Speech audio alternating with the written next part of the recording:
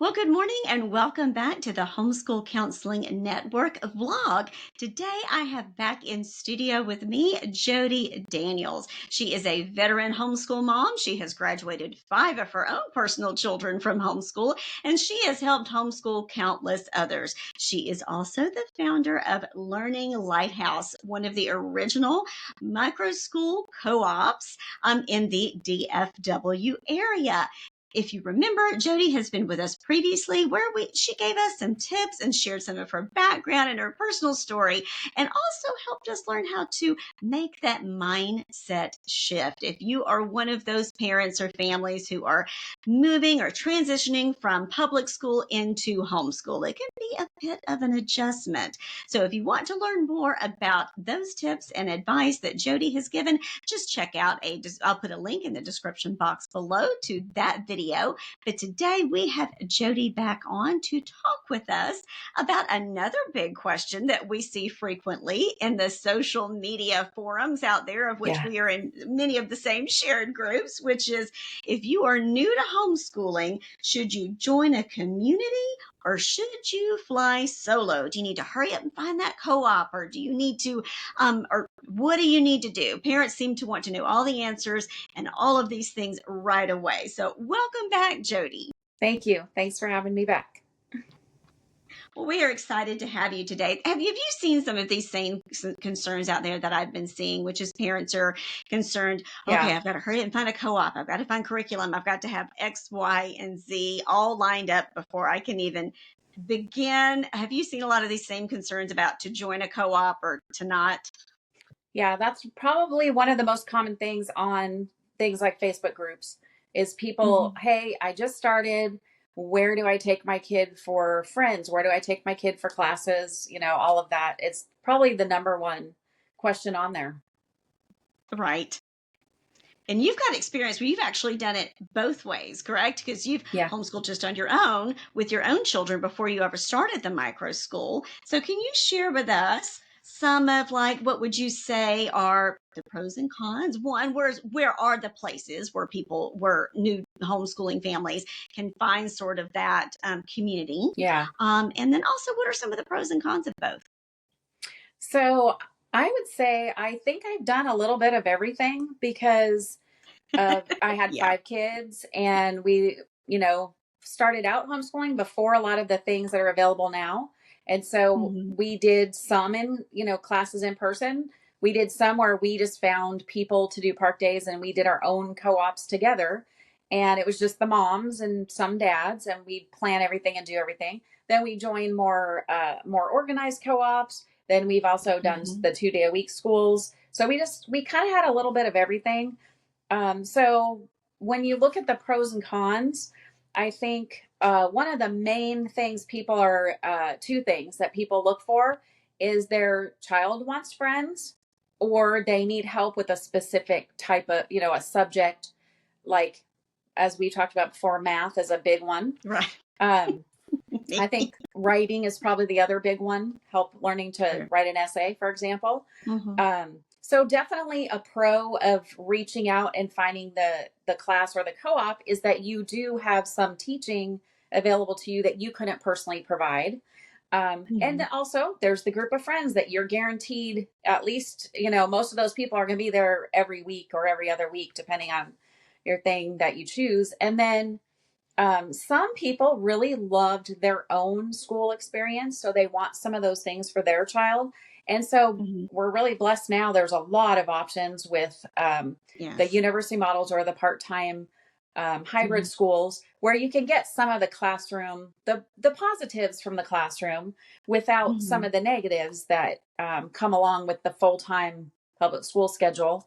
And Right. so for example, getting up to do a presentation, well, it's Hmm. better if you have some people, not just you and Right. mom, it just makes, Right. I mean, you can still do it at home. I'm not saying you can't, but sometimes, Right. that is a pro. Um, Yes. I think the main cons for us were usually it was hard to find a good fit. We kind of had to try different ones to really find somewhere that we, meshed with people. And sometimes they're ideology based, or they're based on a type of, like, a learning style. So Right. it's just figuring out what works for you. So the con would be that it might take a while. You might have to try a few to find your best fit. But the pro Mhm. is when you find your people, you've got that group of people, Yes. you've got community. Usually, mom also gets friends, not just the kids. We need that Mhm. too. Right. We We've got to do. talk to some adults some of the time, right? Yes. And we can kind of wear our husband out, because if we need to talk a lot and he's the only adult we're ever around. So it is good to find that. That's a big pro, I would say, for some of us. And then, Laughing with you, not at yeah, you. yeah. That's Well, and then me. our kids, I know, like, this is a big thing for the enrichment day that we have, is Yeah. the kids get to talk about their interests. And I mean, Yes. I don't mind if they talk to me about Minecraft or Roblox, but I really don't know anything about it. But when they talk to each other, I mean, they are just so excited that they have somebody to Mhm. talk to that is as interested as they are. So that's probably one of the biggest, looking for community pros, is that you and your kids get your needs met in that way.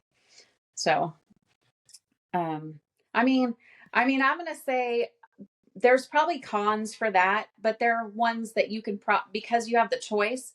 If there are big enough Mhm. cons, you don't have to stay. So Right. you're not stuck there because that's the district you live in or whatever. So, No, that's very true. That is very true. I would yeah. think probably the only con that would come with it that I can think of is it might be cost. Sometimes it might be a Oh, little bit more right. cost, depending on if you've got, like we're hybrid homeschoolers and we attend a university model school. And I know like traditional co-ops, those fees are quite a bit lower Yeah. than what, let's say, a university model school's fees or Yeah. tuition would be because we pay tuition. Yeah. So So, you're either subsidized, because a lot of the co-ops are subsidized in that they don't pay for the building because a church is letting them right, use their building, and that's probably the right. biggest cost, Hmm. is the building. And then after that Hmm. would be paying the teachers. So if a co-op, they're not generally paying the teachers. Right. Some of them actually do. They have a big enough co-op and they can pay their Hmm. teachers. But a lot of co-ops were trading our time and energy and teaching or cleaning or planning, or any of those kind of things, in exchange for somebody else teaching our child. And so it's a great trade off and it keeps your costs Hmm. down. But then a lot of people now are working, and so they can't be at Hmm. the co op. And so that would be the biggest con right there. You're right, is that they're trying to find some place and they also can't afford, the Hmm. whatever the tuition is. I mean, there's a lot of Hmm. variance in tuition. But There generally is. speaking, um, the building costs and paying the teachers is what Hmm. makes it a con if you're on a Hmm. budget. So, and then a lot of people start doing online uh Hmm. things Hmm. because it's less expensive, or they can get something, or sometimes even free. But then Yes, you're missing the in-person interaction. So yeah, I it's think a trade-off. um so I like prioritizing what you're going to do. First of all, it has to be in your budget. So, just don't Yes, even bother with the ones that aren't in your budget. That's okay. right. Because honestly, you could homeschool totally for free by using the library and the internet. It might be Hmm. a little more work because you have to look for stuff, but it is Right. possible. And then, try and find some friends. Well, a lot of people are finding friends by doing park days, or Hmm. joining some of these groups that are free, where they just Hmm. meet out in nature. Those kind of Hmm. things are really coming up now. Some of them I think are paid, but some of them aren't. So I mean, you do have to be kind of persistent in looking for the Hmm. one that's going to fit your lifestyle and your budget and your you know the type of community you want. I think when we started out, there was hardly any options. So we just formed park groups. But then once all the part-time schools started opening, that kind of broke up the park groups, because one family would go to the Monday, Wednesday, and the other was at the Tuesday, Thursday. We were no longer Yeah. available on the same days. And so now Yeah. I'm seeing kind of a trend where people are going more, so many people are homeschooling again, looking for something that doesn't cost. And so we're Hmm. I'm seeing people finding each other to to do park days again. So it's kind of come full circle, in 30 years or 25 years, whatever it is. Right. It has been vastly different. And I'm seeing more of that on Facebook is now as well, where there's kind of like meetups. I know even when we first moved to Texas and our son was little, that's where I met some friends, was through a book club. And then they also had kids about the same age. And so that's how we met. And I think Stroller Strides briefly back when I used to go do that, when he was little enough to do that. But that's how you do it. I think it just takes do people even know who Columbo is anymore? And having that little bit of a detective effect of you about yourself. Use your detective skills. I mean, just use that search bar. You can find them on Meetup. I'm sure they're on Instagram. You can find them on Facebook and finding something in your area. But that can be, to me, that socialization. Oh, that awful word that I hate to use because it's misused so much. In our house, we talk about quality over quantity when it comes to socialization. For sure. But before I go down that rabbit hole, the point is just so you can get out and get those, like you said earlier, get the needs met for you as a parent and get the needs met for your children. Yeah. So it just takes a little bit of detective work. I think what you were trying to emphasize too is that you don't necessarily have to join a co-op officially. You can fly solo, if you will, for lack of a better way of doing it, and do all the lessons at home, but then get your fun stuff and your recreation stuff outside of the home. And here are some places where you can find it. Yeah. Yeah, definitely looking for connection is a really important. The word socialization, I think, kind of became like social skills, maybe was where that term came from. And I remember somebody asking me, well, how are your kids going to find someone to marry? I mean, she just thought they were, and it's not like it's you and Tom Hanks like and they Wilson never on an left island, the house. and that's it. Yeah. Right. But I mean, that's a legitimate question for somebody who didn't know anything about homeschooling. She really did. She wondered, how do you meet people? Because, that was her experience as she went to public school. So, but I mean, whether you go to public school, private school, part-time school, I mean, you do need to learn to interact with people, but I don't consider a group of your kids that are the same age as your kids as a good model for socialization, because you still need the adult to help them communicate. And so actually having a multi-level group has been really good because, and I mean, since I had 5 kids, siblings actually socialize each other in that way, like not very nicely all the time, but like knock it off, stop it, whatever, that kind of thing. But you don't want that to be the only thing they get. They need to have, so in a smaller group setting, it's great. You can watch all the interactions. You don't have to, stare at all the kids, but when they do have a conflict, you help them work it out. That's how they learn to work it out. We don't just say, okay, you two go over there, and nobody teaches them, how to resolve anything. And so I think that's a key when you talk about socialization. If you mean being, well, and in Texas, it's part of our homeschool law is that to be a good citizen, teach good citizenship and civics. Yes. And that's part of that is learning how to handle a conflict without, hurting somebody, and how to reconnect, resolve something and stay friends. Those are huge. And when you see a lot of the challenges, why people are leaving the bigger classroom schools, a lot of it is that part of it. They're getting bullied or they're getting ignored and falling through the cracks. It's because it's too big. Yes. The class sizes are too large. Teachers don't have time. Yeah. I mean, you can't, even with my small groups that we have, I still have a second person there, even when there's only 6 or 8 kids, because we interact with them individually. And, and sometimes kids have a conflict with each other, or they, a really common thing that happens is their sibling is here and they kind of bring something from home, and we have to remind them, well, you're not siblings really when you're here, don't bring that fight from home. But then, they learn how to resolve their conflicts. They can take that home, their resolution. So those are positive, citizenships / socialization. Yes, it's what we call in therapy actually now social emotional learning, which I think is the Oh, newest, the right. latest term. They like to take the same concept we've had because there's really nothing new under the sun, Yeah. Ecclesiastes. But and it's they just put a new label on it and call it Yeah. something new and then market it. I think that happens in curriculum a lot too. Yeah. But not to take a little sidebar, but that's true because think about it. They're going to take these skills that they learn as a child and they're going to Yeah. carry them over into adulthood. You're not going to have the same age coworkers all the time. You're going Exactly. to have to learn how to resolve conflict with your coworker, and you're going to have to learn how to resolve it differently if you are managing down, if you are the manager, or if you are Yeah. trying to manage up. Yeah. So it's just basic. Yeah. Speaking of that, you talked about that Texas law. Let's take a sidebar there for just a quick moment.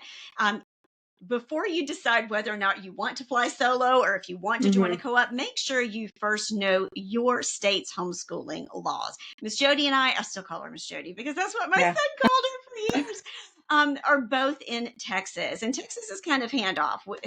We don't have as many restrictions here, hardly any really, but we get a lot of freedom. Now, each state law is very different. So, if you're new to homeschooling and you're wanting to make sure that you're dotting your I's and crossing your Yeah. T's, we want to make sure that you are following the law that is according to the state that you live in. So I will put a link in the description box below to the Homeschool Legal Defense Association. That's hslda.org. And that is how you can click on there and find out your state's law.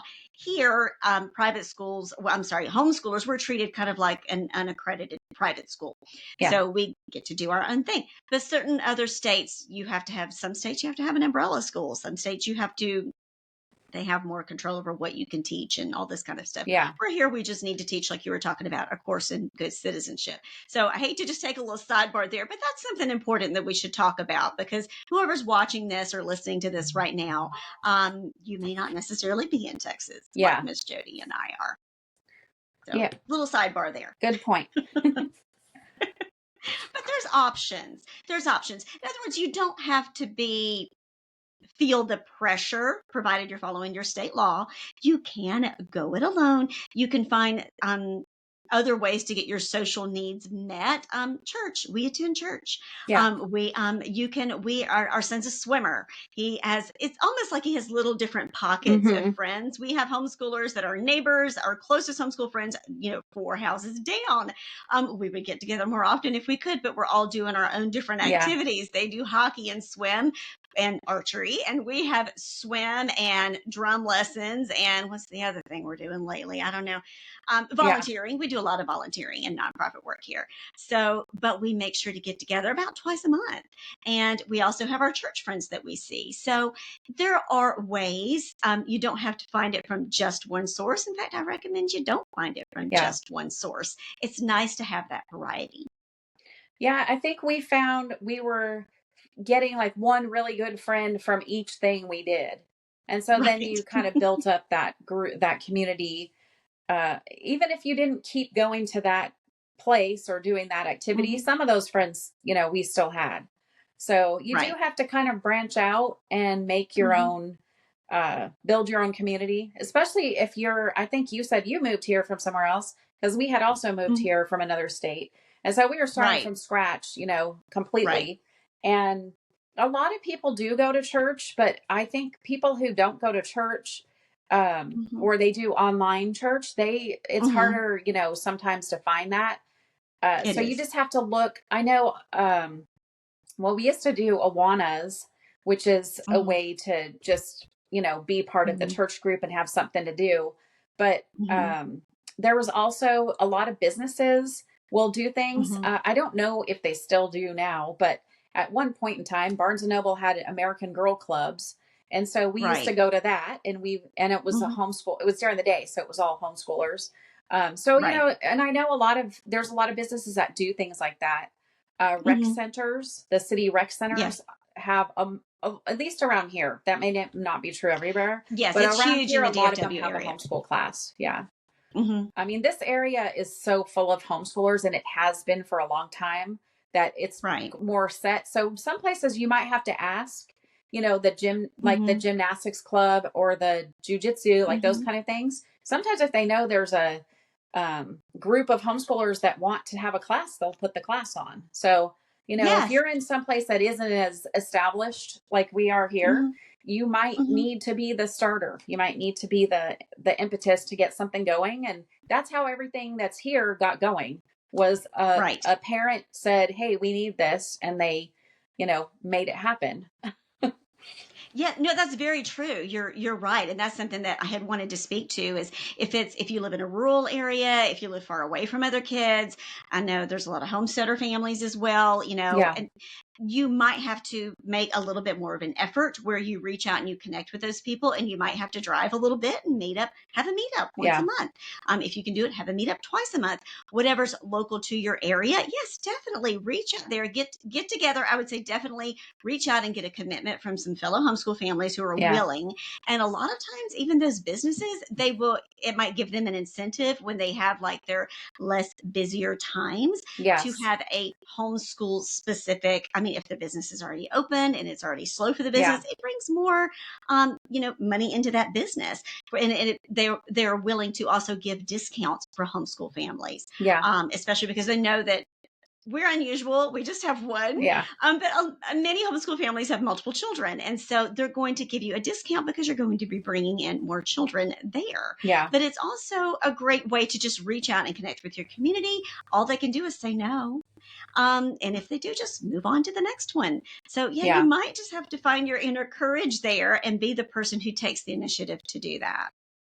And if you don't have that option and you're not going to go do that, I mean, there's Mhm. also families that don't really go out and do a lot of stuff. They're more internal. Mhm. Maybe they have a lot of hobbies they do at home, or there's enough Mhm. kids that they have enough interaction with each other.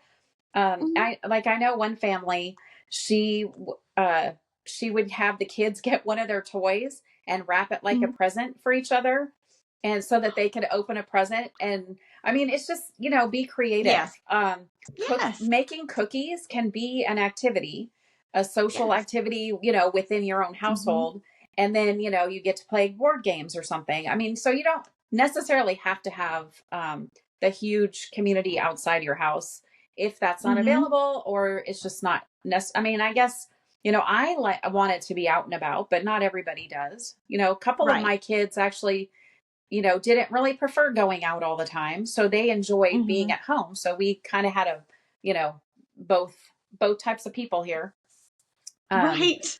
yeah. So I mean, I guess it's just making your life what you want it to be. And if you're Right. homeschooling, that is a lifestyle.